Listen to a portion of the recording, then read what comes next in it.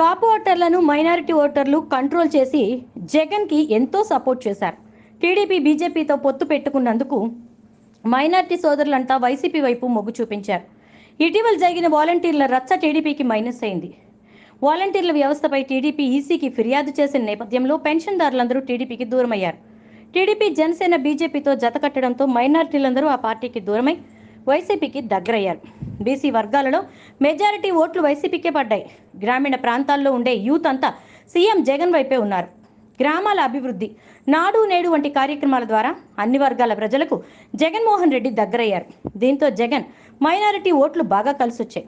ఏపీలో కాపులు 67,25,135 మంది ఉండగా ముస్లిం ఓటర్లు 23,89,492 ఉండగా క్రిస్టియన్లు 3,15,320 మంది ఉన్నారు. మైనారిటీలు అంటే ముస్లిం మైనారిటీలు 38 లక్షలు ఉండగా వారి ఓటింగ్ శాతం 10%గా ఉంది. అందులో 35 లక్షల మంది వైసీపీ వైపు, మిగతా 3 లక్షలు టీడీపీతో ఉన్నారు. ఇక క్రిస్టియన్ మైనారిటీ 3% అంటే 12 లక్షలు ఉండగా 11 లక్షల మందితో వైసీపీతో ఉన్నారు. మిగతా 1,00,000 మంది టీడీపీ వైపు ఉన్నారు. కాపు సామాజిక వర్గం 11% అంటే 54 లక్షల మంది ఉండగా 20 లక్షల మంది వైసీపీ వైపు ఉన్నారు. మిగతా 34 లక్షల మంది టీడీపీతో ఉన్నారు.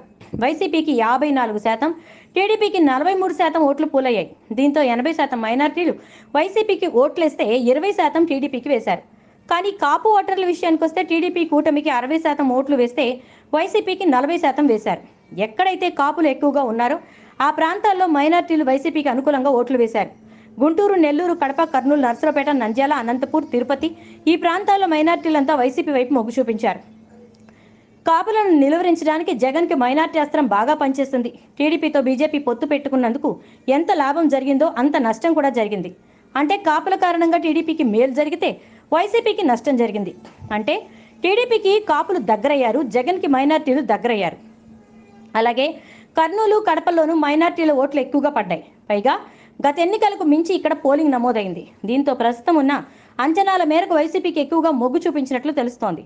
కూటమి అధికారంలోకి వచ్చి కేంద్రంలో బీజేపీ, టీడీపీకి మద్దతు ఇస్తే సిఏఏ, ఉమ్మడి పౌర స్మృతి, ఎన్ఆర్సీ, ఎన్పీఆర్ వంటి ప్రమాదకరమైన కార్యక్రమాలను అమలు చేస్తారని తెలుసుకున్న ముస్లింస్ ముందుగానే మేల్కొని వైసీపీకి పాజిటివ్గా మారారు. 2014 తర్వాత టీడీపీ బీజేపీతో చేతులు కలిపేసరికి మెజారిటీ ముస్లింలు వైసీపీ వైపు మొగ్గు చూపారు. 2019 తర్వాత జగన్ అధికారంలోకి వచ్చి బీజేపీతో సత్సంబంధాలు కొనసాగించడంతో ముస్లింలలో ఒక వర్గం టీడీపీ వైపు మొగ్గు చూపడం ప్రారంభించింది. ఇప్పుడు టీడీపీ బహిరంగంగానే బీజేపీతో పొత్తు పెట్టుకునేసరికి వారంతా టీడీపీని పక్కన పెట్టేశారు.